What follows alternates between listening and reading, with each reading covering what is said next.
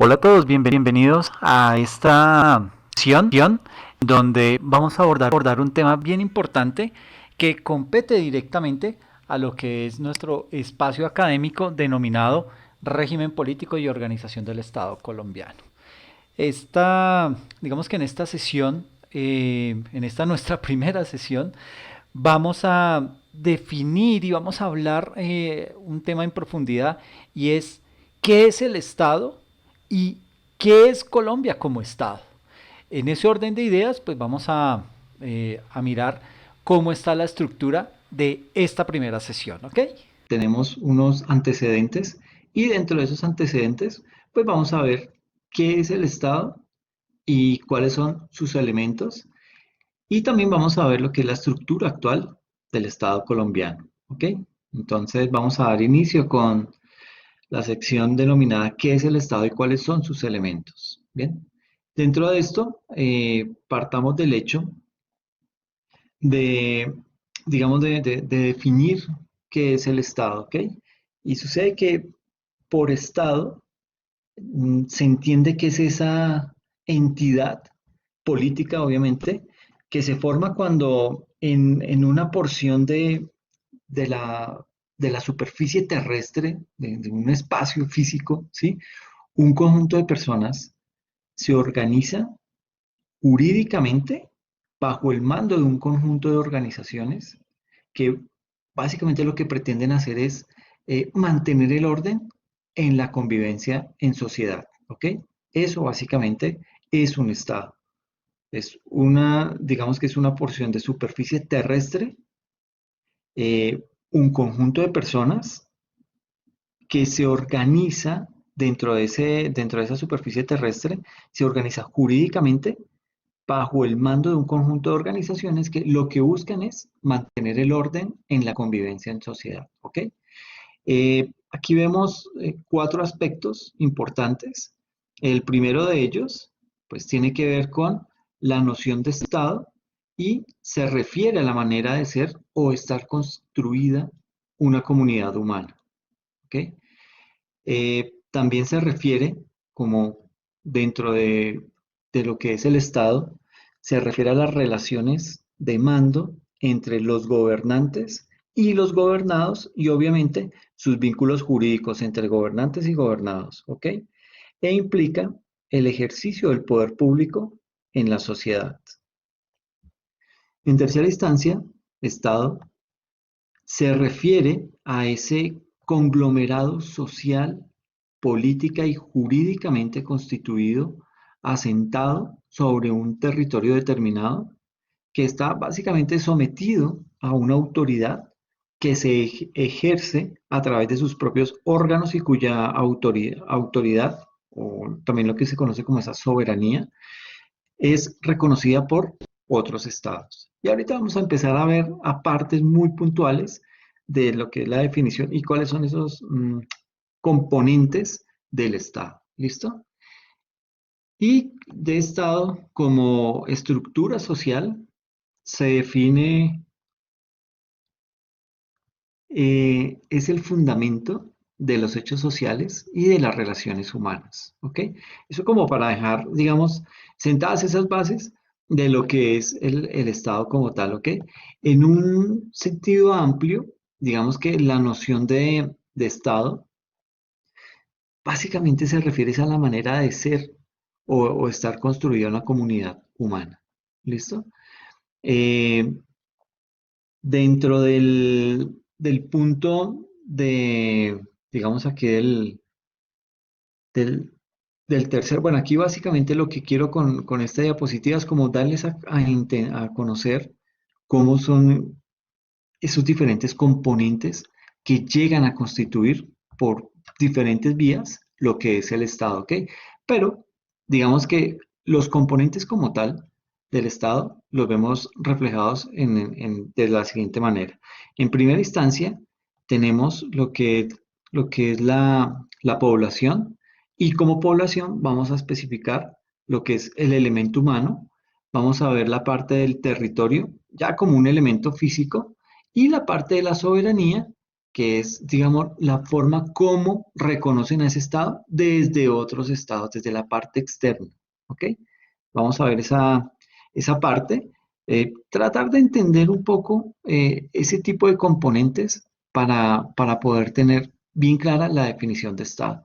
Sucede que la existencia de estos tres elementos, la población, el territorio y la soberanía, le permite a nuestro país, a Colombia, configurarse como un Estado que es sujeto de derecho internacional y reúne esas características para ser reconocida como tal en el seno de las Naciones Unidas, este órgano internacional, y también de la comunidad internacional, ¿ok? Eh, entonces vemos ahí los tres componentes, esos elementos básicos que son la población, caracterizada por el elemento humano, el territorio caracterizado por el elemento físico, es decir, en donde se asentó esa población, y la soberanía como ese reconocimiento que hacen otros estados, otras naciones, otras comunidades internacionales a ese nuevo estado que se generó, que se formó, que se ha venido constituyendo, ¿ok? Los tres elementos del estado, población, territorio y soberanía, son reconocidos por nuestra Constitución Política del año 1991 en los títulos 3, en la sección donde habla de habitantes y el territorio, y en el título 4, en donde se denomina forma cómo se ejerce la soberanía por parte del pueblo. ¿Ok? Entonces, digamos que esto no es una sección en donde simplemente estamos dando a conocer unos ítems y esto, no, esto viene, tiene una razón de ser, está enmarcado dentro de nuestra constitución política, que es básicamente la ley de leyes. ¿Ok? Algunos autores identifican como un elemento del Estado el poder público, ¿sí? Sin embargo, digamos que ese poder, el poder público, antes que un factor constituyente como tal del Estado, básicamente es la forma como dicha entidad política opera en la sociedad, ¿ok? Para saber más, estos elementos son reconocidos en la concepción compartida por el Consejo de Estado de Colombia, y digamos que ahí habría que remitirnos un poquito y vale la pena, ¿no? Conocer más de esto. Habría que leer lo que es el concepto 1367 de febrero 28 del 2002.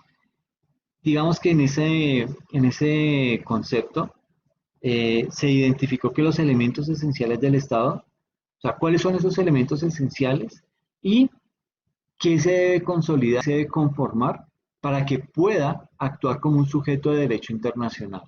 ¿Ok? De esto les voy a compartir un documento porque pues digamos que el tema es bastante extenso, hay que dividirlo como para que una parte la haga yo, otra la lean ustedes, pero de esta forma digamos que podamos consolidar el tema total y podamos seguir avanzando, ¿listo? Es bien importante, pero tiene un componente muy importante este tema, y es que es, primero es esencial para nuestra formación en administración pública, y segundo, que es un material bien chévere. ¿Sí? No es, pues digamos que uno a veces dice, bueno, ¿será que este tema es como aburrido, como denso, como cansón? Pero mire que entre más se va uno metiendo dentro de este tema, va encontrando muchas más cosas, va encontrando como una dinámica que tiene cierto sentido, que tiene un orden y que básicamente pues nos va a dar una visión de 360 grados sobre lo que es el Estado y qué somos nosotros como nación. ¿Ok? Ahora vamos a entrar a descomponer, o bueno, más que a descomponer, a explicar cada uno de los elementos básicos de, de lo que es el Estado, arrancando con la población, pasando por el territorio y llegando a la soberanía. ¿Ok? Entonces, desde ese punto de vista, digamos que ese elemento humano, eh, digamos que adicionalmente la población mestiza, que es, digamos, somos la mayoría en el país, Aparte de esa población mestiza, existen 4 grupos étnicos. ¿Cuáles son esos grupos étnicos? Los indígenas, los afrocolombianos, los, ¿cómo es que se llaman los del archipiélago de San Andrés y Providencia? Los raizales. Y también tenemos tipificada la población rom o los gitanos. ¿Okay? Desde este punto de vista, digamos que todo lo que tiene que ver con la población, pues está explícito en este slide. Dice que corresponde, la definición de población corresponde al conjunto de individuos que se encuentran sometidos a la autoridad fundamental del Estado.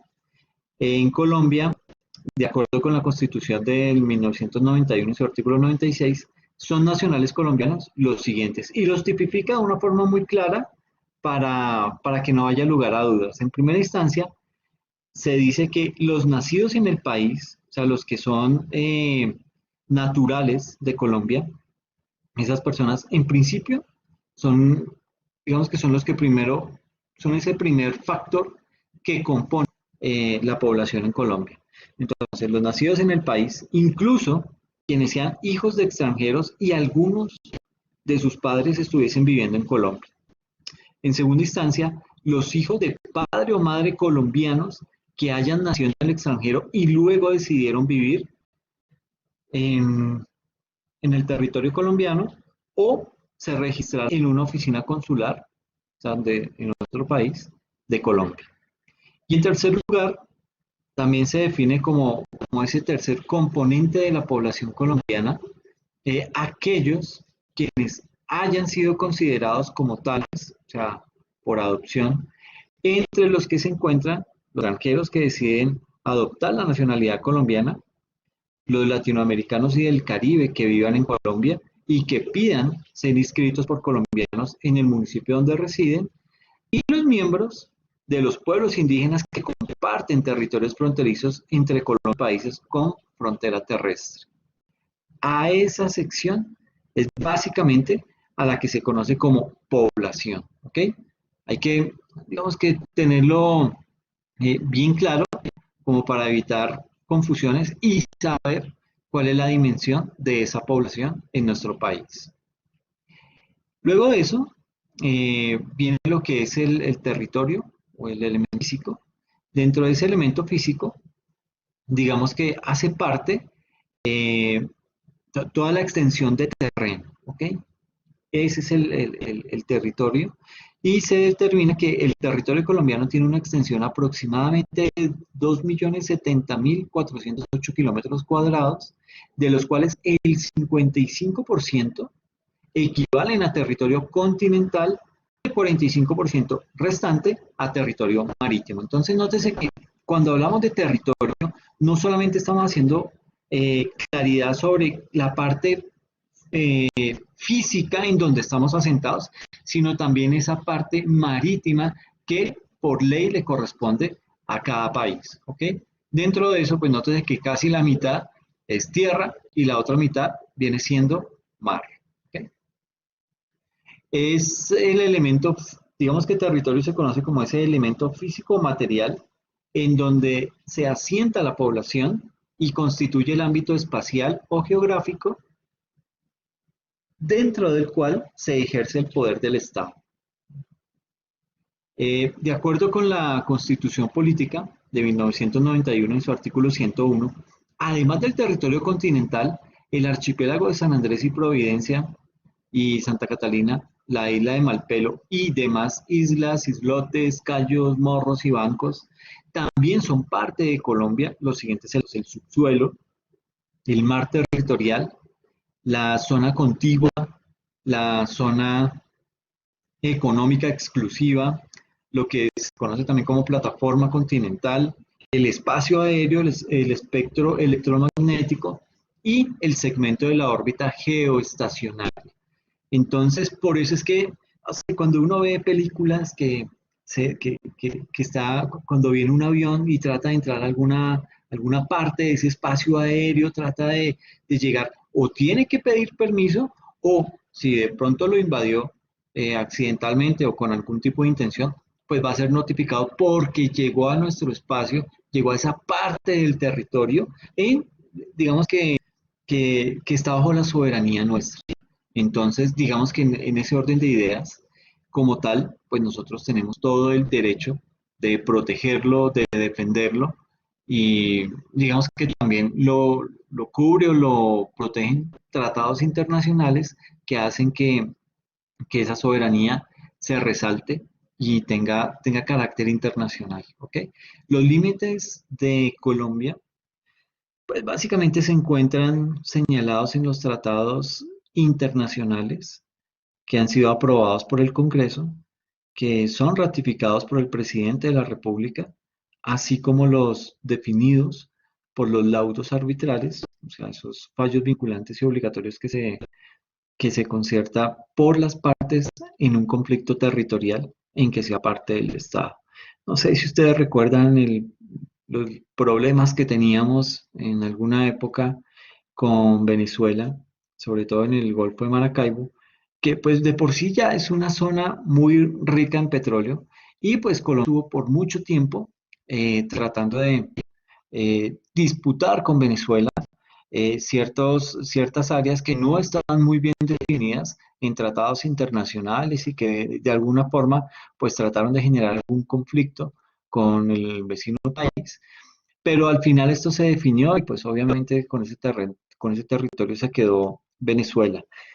Pero hay una parte muy especial y cuando uno se pone a mirar el mapa de Colombia como tal, encuentra unos cortes bien diferentes. Bueno, en principio como éramos cuando era la Gran Colombia, antes de dividirnos, Venezuela, Ecuador, Perú, etcétera, etcétera, Panamá, digamos que Colombia era un territorio totalmente diferente a lo que es el día de hoy. Y eso hace parte de esa división que nuestro territorio va sufriendo, o digamos, sería como esa madurez que va sufriendo las naciones y que va dando en divisiones, en una serie de convenios, de acuerdos que se hacen entre los países y se determina unos límites espaciales, unos límites territoriales para que cada nación pues ejerza su soberanía dentro de ella.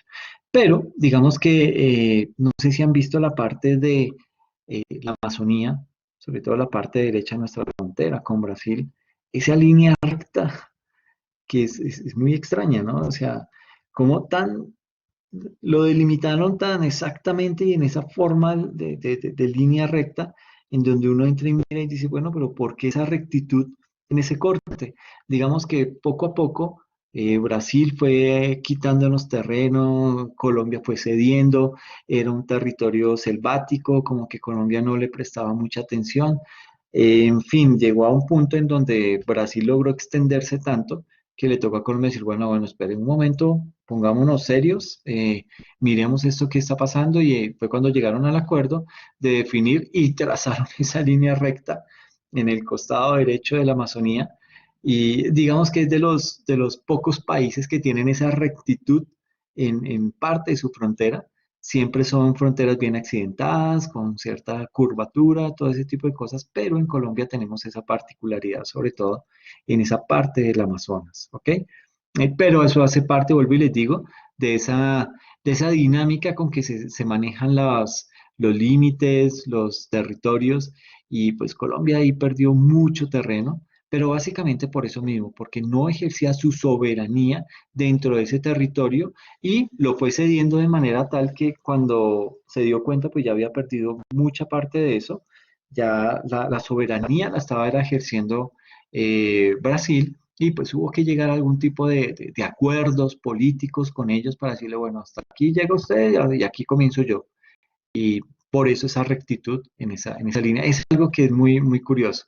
Resulta, no sé si chistoso sea la palabra, pero digamos que son esas partes geográficas que uno ve y dice, qué raro. Bueno, sucede que los límites de Colombia básicamente se encuentran son señalados en esos tratados internacionales que han sido aprobados por el Congreso. Bueno, digamos que no solamente son aprobados por el Congreso, sino que digamos que es la primera instancia, el Congreso los aprueba, pero deben ser ratificados por el presidente de la República, ¿ok? Y no solamente por el presidente de la República, sino también que han sido definidos por esos laudos arbitrales. O sea, ¿qué se entiende por laudo arbitral? Ese fallo vinculante y obligatorio que se concierta por las partes en un conflicto territorial en que sea parte del Estado. Entonces, básicamente lo que les decía con Venezuela, en el Golfo de Maracaibo, ahí hubo ciertos problemas limítrofes porque básicamente habían vacíos jurídicos en esos tratados internacionales y pues tanto Colombia como Venezuela pelearon por ese territorio bastante rico, pero que al final pues terminó quedándose Venezuela con él. Yo creo que en este tipo de situaciones, peleas territoriales han sido más las derrotas de Colombia a nivel internacional que las victorias. Nótese también cómo perdimos Panamá, un territorio que pues, se separó, lo perdimos básicamente, pero yo creo que eso, los panameños deben estar contentos, porque imagínense si con Chocó no hemos podido sacarlo adelante, ¿sí? Un territorio olvidado, territorio sin carreteras, territorio en un atraso impresionante, pues ahí por delante nos hubiéramos llevado a Panamá y seguiría en ese atraso, ¿no? Sería la única porción de tierra en Centroamérica que estaría viviendo ese atraso. eh, digamos que yo creo que ellos se alegran de haberse separado, ¿ok? Y pues no por nada, ¿no? No te mires ahora cómo es uno de los países con mayor desarrollo en la región. Es un país con buena infraestructura, un buen país con mucha inversión y obviamente por todas esas partes que conocemos como paraíso fiscal, que hace que de pronto una nación tenga cierto desarrollo económico, ¿ok? No por nada los países que practican ese tipo de actividades, por lo general progresan muchísimo. Nótese también Singapur, un país que tenía muchísimos flagelos políticos, económicos, sociales, una gran descomposición. eh, que digamos que eso hacía parte de su zona geográfica estratégica allá en Asia, pero que tenía tantos problemas que llegó un momento en el que un dictador dijo, no, espere un momento, pongámonos serios, aquí hay un gran problema, nuestro territorio, nuestras familias, nuestros ciudadanos se están viendo afectados por muchas situaciones, tiene una corrupción impresionante. Llegó este señor con, con medidas muy drásticas y empezó a implementar pena de muerte para los corruptos, pena de muerte para los narcotraficantes, pena de muerte para los ladrones, etcétera, etcétera. Todo era atado a la pena de muerte. Generó la sociedad, pero de una u otra forma logró sacar ese país adelante. Y también, pues digamos que empezó a recibir dineros eh, de otras personas, de otros países, y esto pues básicamente lo convirtió en un paraíso fiscal del cual hoy en día vemos cómo se ha beneficiado, no solo económicamente, sino también políticamente. Es un país que hoy es muy bien reconocido, un país digamos que a nivel económico, está muy bien posicionado y ver sobre todo esa evolución que ha tenido en el tiempo, cómo poco a poco pudo sobresalir de todos esos problemas que lo agobiaban y presentarse hoy como se presenta ante los demás países de la comunidad. Digamos que son ejemplos claros que vale la pena mostrar. También digamos que otro de los problemas que tuvo Colombia frente a su delimitación física, pues tuvo que ver con la pelea fallida que tuvo Colombia con Nicaragua frente al archipiélago de San Andrés y Providencia, en donde quedó pues demarcado, quedó completamente el, el tema de la pérdida de mucho espacio marítimo de Colombia, que ya digamos que desde un acuerdo internacional que existía, pues se había hecho, pero que Nicaragua con mejor poder, un Nicaragua con más dientes, logró ganarle a Colombia y pues ese ha sido como el último litigio a nivel de territorio que Colombia ha perdido. ¿Ok? Pues en este momento no sé en qué irá, si Colombia contrademandó, Colombia qué hizo, pero fue un tema que se perdió en estrados internacionales y que ya salir de eso es muy difícil. ¿Ok? Digamos que dentro de los elementos del territorio colombiano, bueno, esos elementos son bienes de uso público, es decir, son bienes a cuyo disfrute tiene derecho toda una colectividad, por la cual su uso, digamos que tiene unas implicaciones y unas restricciones jurídicas en términos del ejercicio de la soberanía y de esas competencias estatales. Y ahí es cuando empezamos a hablar de lo que es el espacio aéreo. Eh, un espacio aéreo que tiene muchos controles, que hoy en día, pues gracias a la tecnología y eh, tanto desarrollo que ha habido, pues permite vigilar y controlar mejor ese espacio aéreo.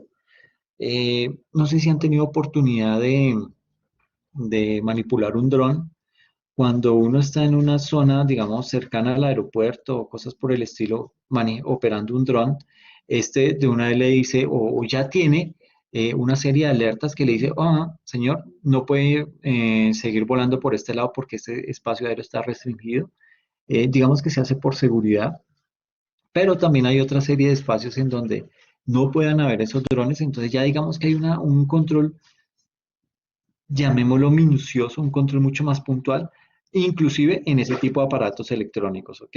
Entonces ya viene con una serie de condiciones, viene parametrizado ese tema dentro de esos equipos que hace que se generen esas alertas y cuando no se hace caso a ese tipo de llamados de atención, pues ya entran con otro tipo de instrumentos a bajar esos drones y digamos que de cierta manera como eliminar ese riesgo que se estaba creando en ese momento dentro de ese espacio aéreo. Entonces, digamos que el espacio aéreo hace parte del territorio colombiano, un espacio aéreo que tiene que estar controlado, vigilado, que tiene que haber una legislación que lo proteja. También viene todo el tema del mar territorial, y por mar territorial se entiende ese pedazo de mar, esa zona de mar adyacente a las costas del estado. ¿Ok? Eso es mar territorial. También existe una zona exclusiva, que es esa franja de mar adyacente al mar territorial. ¿Ok? Entonces, no es solamente tener nuestra costa y ese mar que está ahí pegado a la costa nuestra, sino que también viene una zona económica exclusiva, que es esa franja que se ha definido tantos kilómetros más allá del, de ese mar territorial, ¿ok? Viene también lo que es la plataforma continental, todo lo que se conoce como ese espectro electromagnético, un espectro electromagnético que todavía a nivel de legislación falta muchísimo. Hay grandes vacíos, vacíos que han sido aprovechados por otros y que le están sacando bastante provecho a ese espacio electromagnético. También todo el segmento de la órbita geoestacionaria, una órbita que pues es un espacio territorial que tenemos ahí subutilizado. Eh, no tenemos el músculo financiero ni el desarrollo tecnológico como para decir, bueno, coloquemos satélites, saquémosle provecho a esa órbita geoestacionaria, en fin, digamos que esa es una parte que hemos tenido ahí subutilizada y también toda la parte del subsuelo, ¿ok? Entonces, frente al tema del subsuelo, pues ya sabemos todo lo que tiene que ver con minería, con todo lo que implica extracción de petróleo, todo esto, significa que eso le pertenece a la nación y no a la persona que está, eh, digamos que tiene posesión sobre esa tierra, digamos que solamente lo cubre el espacio superficial, pero ya lo que está debajo de la tierra le pertenece al Estado, ¿ok? Son temas que, digamos, pues habrá que tratar con mayor profundidad, ser un poco más juiciosos en la lectura de esos temas, pero que, digamos, hay mucha tela por donde cortar, hay muchos vacíos todavía, pero bueno, digamos que hace parte de nuestra formación. En tercer lugar, y hablando ya acerca de la soberanía, pues frente a eso, digamos que la soberanía expresa la ausencia de toda subordinación, independencia interior y exterior sobre el Estado para que éste ejerza su poder sobre un territorio y en beneficio de una población determinada. ¿Ok?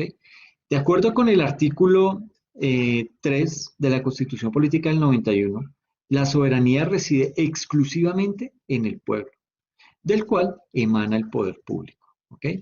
De tal forma, en Colombia la soberanía es ejercida por el pueblo de manera directa, o sea, posibilidad de ser elegido o presentar iniciativas ante el Estado, o mediante sus representantes, que es la posibilidad de elegir, en virtud de lo cual el pueblo delega al Estado el poder para gobernar sobre su territorio e interactuar con otros. ¿Ok? Es como la definición de lo que es soberanía en, en nuestro estado. ¿Ok? Bien, ya saliendo un poquitico de esta parte, vamos ahora a meternos de lleno en lo que es la estructura actual del Estado colombiano. ¿Ok? La estructura particular, pero que ha venido madurando con el paso del tiempo. ¿Ok? Dentro de esta tenemos lo siguiente, bueno, y digamos que antes de empezar con esta estructura del poder público en Colombia, pues es conveniente mencionar algunos principios o normas básicas que constituyen la base de la organización de cualquier Estado. Desde ese punto de vista, tenemos tres principios básicos de la organización estatal. El primero de ellos es la separación de poderes.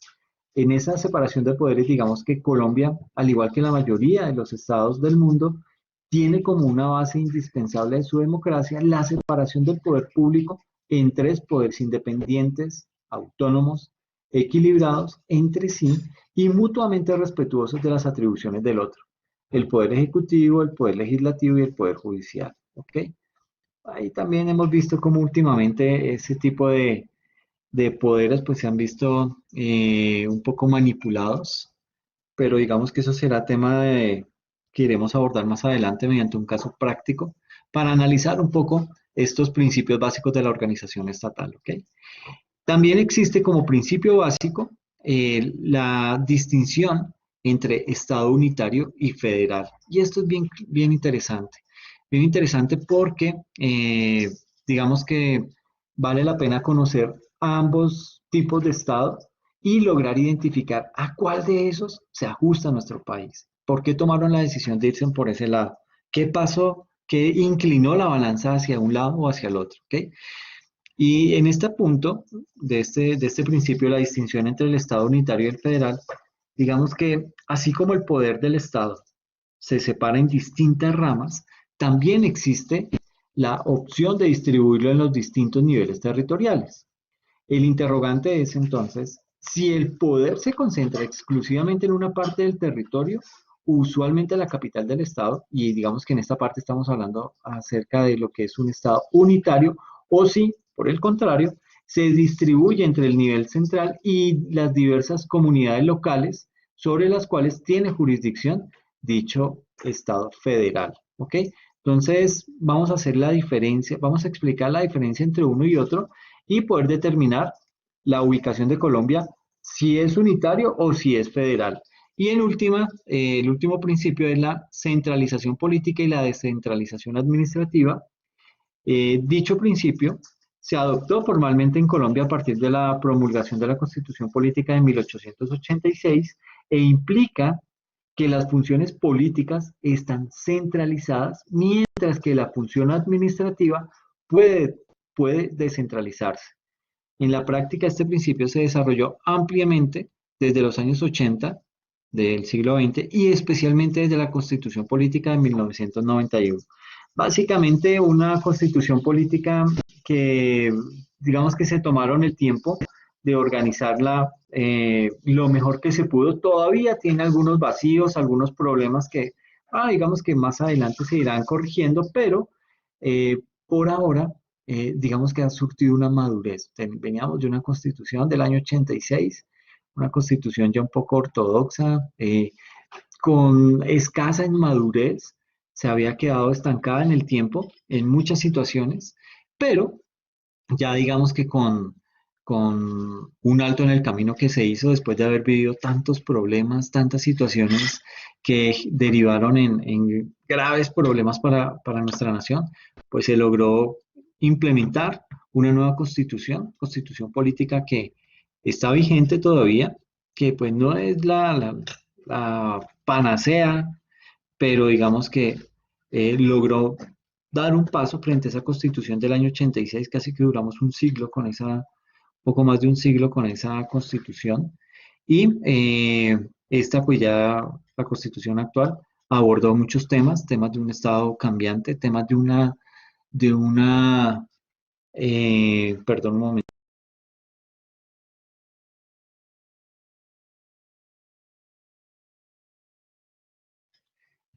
perdón, tema de una globalización, ya se empezaba a formar ese tema en Colombia, bueno, no solamente en Colombia, en todo eh, nuestros países de nuestra América Latina, se empezaron a vivir grandes cambios y eso hizo que Colombia también tuviera que estar al margen de esos cambios, tuviera que ver qué estaba sucediendo y con base en eso, pues empezar a tomar una serie de decisiones que llevaron a contemplar ciertas situaciones que no estaban contempladas en esa antigua constitución y que hoy, gracias a la nueva constitución que tenemos, pues ya han sido abordados y muestran a una Colombia como un estado mucho más maduro en ciertos aspectos, pero que todavía le falta en algunos otros, ¿ok? Dentro del primer principio, pues vamos a ver lo que son la separación de poderes. Dentro de esa separación de poderes, pues digamos que, y tal y como lo vemos ahí en el diagrama, pues básicamente se ilustran las autoridades y las principales funciones del Estado. Y ahí pues habrá que destacar el hecho que aunque cada función, denominada también eh, rama del poder público, pues cada una de ellas es independiente, digamos que no trabajan solas, cada una de una u otra manera colabora con las otras para el cumplimiento de los fines del Estado, ¿ok? Y aquí lo vemos como en la gráfica, pues tenemos los tres poderes, el ejecutivo, el legislativo y el judicial, y cada uno en cierto momento intersecta o entra a colaborar con alguna de las ramas que están ahí aledañas, ¿ok? Frente al tema de la rama ejecutiva, digamos que está representada por el presidente de la República o el primer ministro, y sus funciones son planificar, orientar, impulsar y ejecutar lo establecido en la Constitución y en las leyes, ¿ok? También tenemos la rama legislativa, está representada por el Parlamento o el Congreso, y sus funciones son formular leyes, ejercer control político sobre el gobierno y reformar la Constitución.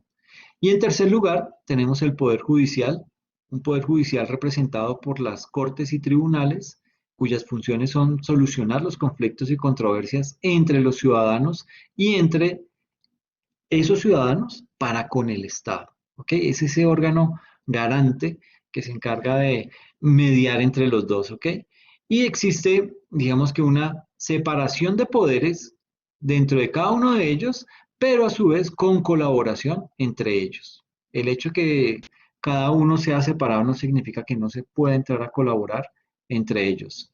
De estas tres ramas, digamos que ahí el que sufre una gran coyuntura, el que está atravesando de pronto por una crisis mucho más profunda es el judicial, un tema que, digamos, como lo hemos visto, digamos que cada día es como más evidente el tema, en donde esta rama pues tiene muchos problemas, ¿no? Eh, una rama judicial un poco paquidérmica desde el punto de vista tecnológico, de avances. Se ve que cada vez el inconformismo de la ciudadanía para con esta rama es más evidente.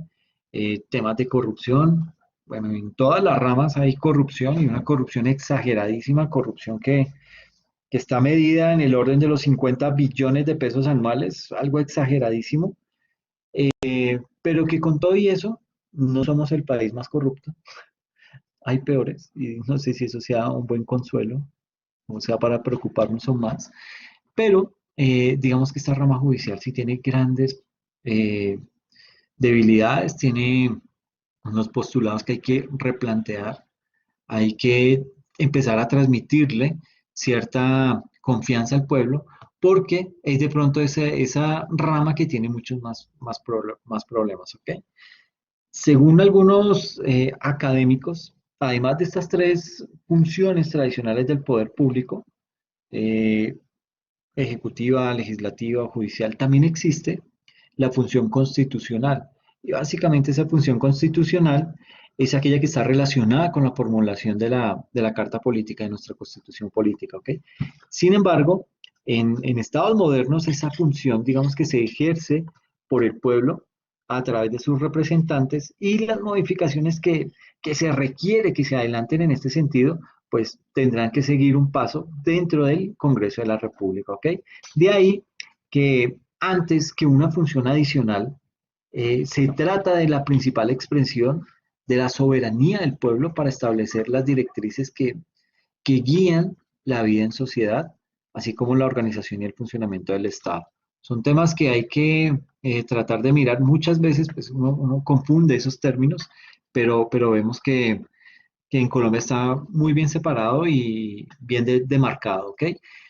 Sucede que Colombia, al igual que la mayoría de los estados del mundo, tiene como una base indispensable de su democracia la separación del poder público en tres poderes independientes, en tres poderes autónomos, en tres poderes, digamos que equilibrados entre sí y mutuamente respetuosos de las atribuciones del otro, el ejecutivo, el legislativo y el judicial.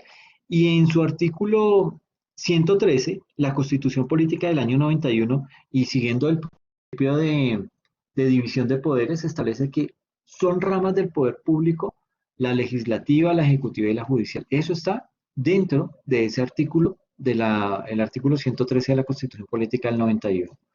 Por otra parte, digamos que existen otros órganos autónomos también e independientes que digamos que contribuyen al cumplimiento de las demás funciones del Estado de manera separada, pero otra vez colaborándose armónicamente para cumplir los propósitos que se han tratado. Y cuando hablamos de esos organismos, hago referencia a organismos de control, la Contraloría, la Fiscalía, la Procuraduría, la organización electoral y la organización territorial. ¿Ok? Entonces, son otras ramas que hay ahí, pero que interactúan y se complementan de una u otra manera, ¿ok? Y pasando ya a lo que es la distinción entre el Estado federal y unitario, ¿qué significa eso? ¿Cuáles son las características de cada uno de ellos? Pues digamos que ahí en ese punto vamos a tener que de- explicarlo desde el siguiente punto de vista. Sucede que la existencia y la interacción de las actividades territoriales y las autoridades del orden nacional y territorial, esas, digamos que dan origen a diferentes modelos de organización del Estado. Y entre ellos, pues, se destaca el federal y el unitario. No son los únicos, pero básicamente mm, vamos a explicar, nos vamos a centrar en estos dos para diferenciarlos y ver cuál es más chévere, digamos, si, cuál es el que más le conviene a Colombia, etcétera, etcétera, ¿ok?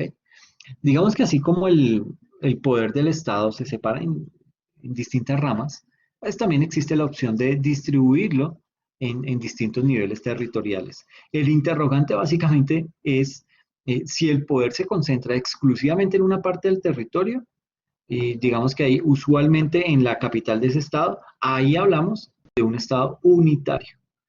Y si se distribuye entre el nivel central y las diversas comunidades locales sobre las cuales tiene jurisdicción, pues ahí estamos hablando acerca de un Estado federal. En general, digamos que en los estados eh, se encuentra que el territorio nacional se divide en secciones territoriales que permiten identificar el nivel central localizado en la capital, así como la ubicación de los diferentes asentamientos de la población que hacen parte del Estado. Y aquí entonces vamos a ver lo que son las diferencias de uno y otro. Eh, Aspectos generales de los estados federal y unitario. Entonces, en esta columna tenemos todo lo que es un estado federal y en esta otra tenemos lo que es un estado unitario. Un ejemplo de estado federal, pues son Estados Unidos, Canadá, México, Brasil, Argentina y Venezuela. Colombia fue un estado federal en buena parte de la segunda mitad del siglo XIX, pero decidió pasarse a un estado unitario. Como estados unitarios tenemos a Francia, a Portugal, Chile, Ecuador y Colombia. Y Colombia adoptó la forma de estado unitario a partir de la Constitución de 1886 hasta ahora. ¿Ok? ¿Qué es un Estado federal y qué es un Estado unitario? Estado federal es una asociación de estados sometidos en parte a un poder único y que en parte conservan su independencia. ¿Ok? Y un Estado unitario es el que solo posee un centro de impulsión política y gubernamental.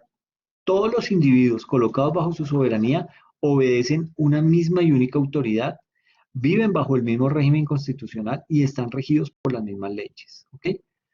No es como a veces uno escucha casos típicos en Estados Unidos en donde existe una constitución única, pero cada estado maneja sus propias leyes, es como muy independiente y autónomo. ¿Ok? ¿Cómo está organizado? El Estado federal, pues digamos que en ese estado existe un Estado federal, lo que se conoce como la federación, y un conjunto de estados federados correspondientes a diferentes secciones territoriales del Estado.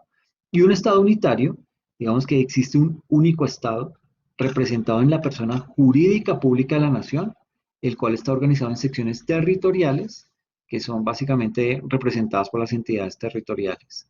¿Cuáles son las principales características? Pues del Estado federal, el ejercicio de las funciones de ese Estado federal por la federación y los estados federados se puede representar de la siguiente forma.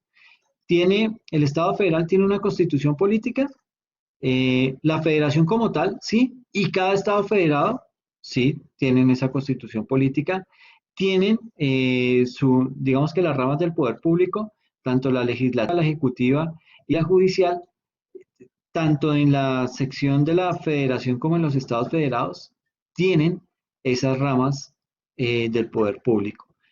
Mientras que en un estado unitario, la nación, digamos, tiene una constitución política, pero las entidades territoriales no tienen su propia constitución, se rigen bajo esa única constitución que emana de la nación como tal. Existen las ramas del poder público encabezadas, el legislativo, el ejecutivo y el judicial, desde la nación como tal, pero no significa que cada estado territorial va a tener o va a ejercer su propia rama legislativa o su propia rama judicial. Son únicas y digamos que se rigen por las directrices que ha señalado la nación como tal, mientras que el poder ejecutivo sí ha sido diversificado. Cada entidad territorial puede elegir gobernada, cómo va a ser administrada, etcétera, etcétera. Digamos que es lo único que tiene de autonomía los estados, las entidades territoriales. Frente a los estados federados, pues notamos que los estados federados tienen la misma autonomía y poder que la federación. Cada estado federado cuenta con su constitución política, con sus ramas del poder público, tanto legislativa, ejecutiva y judicial, mientras que en un estado unitario eso no existe. Solamente existe la rama del poder ejecutivo dentro de esas entidades territoriales, ¿no? Entonces, digamos que esa es una de las grandes diferencias eh, entre lo que es un Estado federal y un Estado unitario. ¿Ok? Bien. Y en último, el último principio que habla acerca de la centralización política y la descentralización administrativa, digamos que en esta parte, pues resulta bien importante. mm, Ay, bueno, aunque en el punto anterior, que, permítanme me devuelvo acá. Digamos que la división territorial del Estado tiene su base al menos en dos razones. La primera razón de esa división territorial se basa en el hecho práctico de que es imposible resolver todos los temas del territorio desde el Estado central, ¿sí? Más si se trata de un gran territorio como, como el de Estados Unidos, como el del mismo Brasil, que es un terreno muy extenso, Rusia, grandísimo en extensión territorial, y como Colombia, ¿ok? Entonces, digamos que esa parte pues, también influye en la forma en la que va a ser gobernada. En segunda instancia, el hecho político de la existencia de necesidades locales de la población que habita en diferentes puntos del territorio, digamos que entre más extenso, pues va a ser mucho más difícil de poderlo organizar. Digamos que esa distribución de la población en diferentes puntos del territorio hace que se ejerza una presión para que se resuelvan las necesidades que ellos tienen en cada sector, en cada punto geográfico en donde están ubicados, y eso básicamente hace que se desborde las posibilidades del Estado central, ¿sí?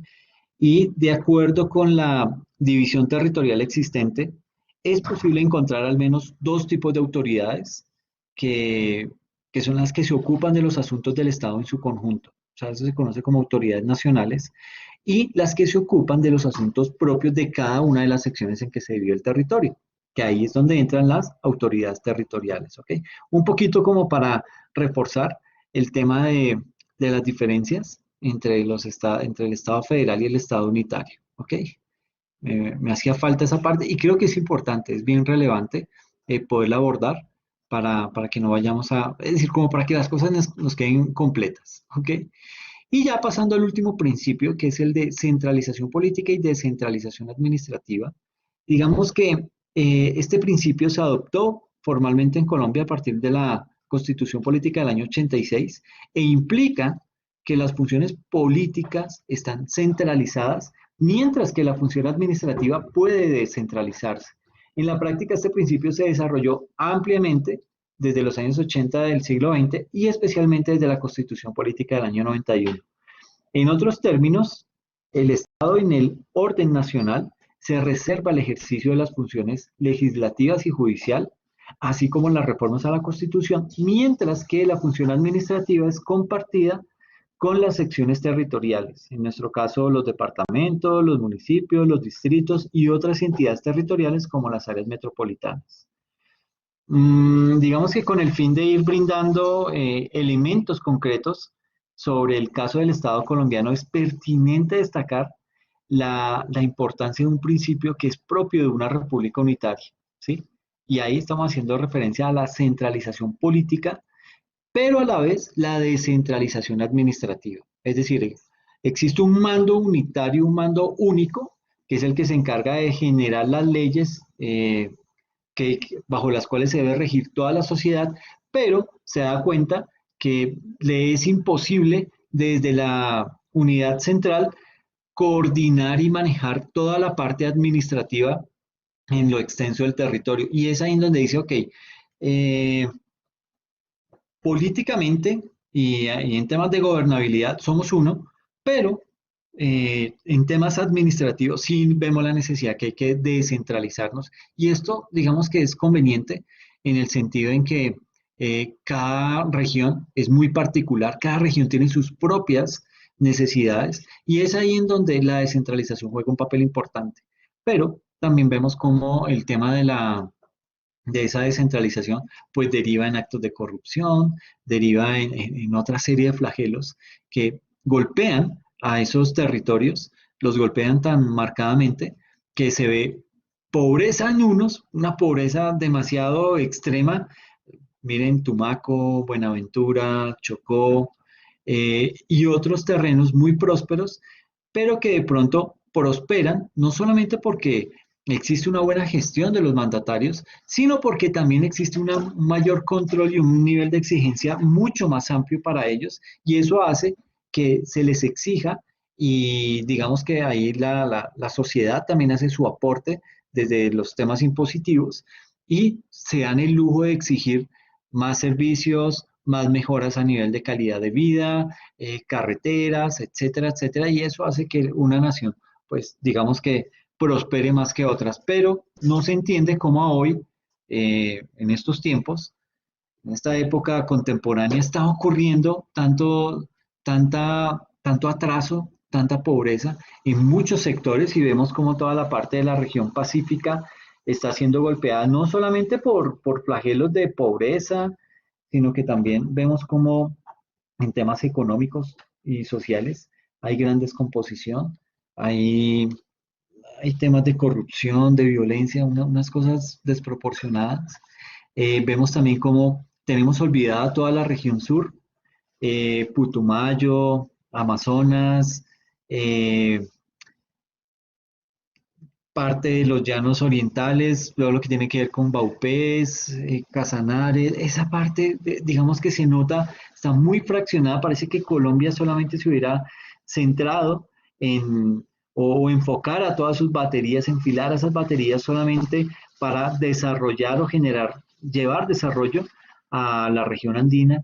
eh, y cuando hablo de la región andina, pues abarco un pedacito del Pacífico, ciudades como Cali, Neiva, Popayán, Cauca, un Popayán muy golpeado por grandes flagelos, por estar ubicado en el Cauca. Eh, pero digamos que trata como que de salvar esas ciudades y las va llevando ahí, las va metiendo después con todo lo que es Bogotá, Medellín, todas estas ciudades que ya han adquirido cierto progreso, pero que digamos se ve como se siguen clasificando entre unas y otras, se van rezagando algunas ciudades más que otras en temas de desarrollo. Un Medellín próspero, un Medellín que va avanzando. eh, un Barranquilla que está creciendo en parte de infraestructura, en vías, digamos que se está mostrando una ciudad pujante, una ciudad que está saliendo adelante en concordancia con otras regiones que se van quedando. Vemos un Santa Marta con problemas grandes de acueducto, de alcantarillado, eh, situaciones que cada vez la van afectando más y que no debería ser así porque digamos que la región del Magdalena es una región que es rica en minerales, sobre todo en carbón, y que uno diría, bueno, este tipo de regalías pues en algún momento debieron haber surtido sus efectos y haber hecho, haber derivado en más desarrollo en esta región, pero que como lo hemos visto, pues no ha sido de esa forma, una Guajira totalmente olvidada por la nación, con todos los problemas, están concentrados allá en La Guajira y esto pues deriva obviamente en problemas sociales, políticos, judiciales, etcétera, etcétera. Entonces vemos como esa descentralización que se vio en un principio como una buena alternativa, como una buena solución, y pues lo ha sido para algunos aspectos, pero hemos visto cómo en otros se quedó completamente corto. Un tema que no funcionó para lo que debía funcionar, un tema que a hoy está completamente desbordado, un tema en donde se ve una falta de, una ausencia de gobierno y en donde pues prácticamente los corruptos se apoderaron de esos temas, de esas localidades y como que lo vemos ya como parte del paisaje, como que decimos, ah, sí, sí, sí, sí, Chocó, ah, sí, qué vaina, no existe gobierno allá, pero es un problema de todos nosotros, porque deberíamos apoyarnos, deberíamos estar cada vez más conscientes de ese tipo de situaciones y cómo ese tipo de decisiones o ese tipo de indiferencia lleva a que haya a que los problemas se ahonden aún muchísimo más, ¿ok?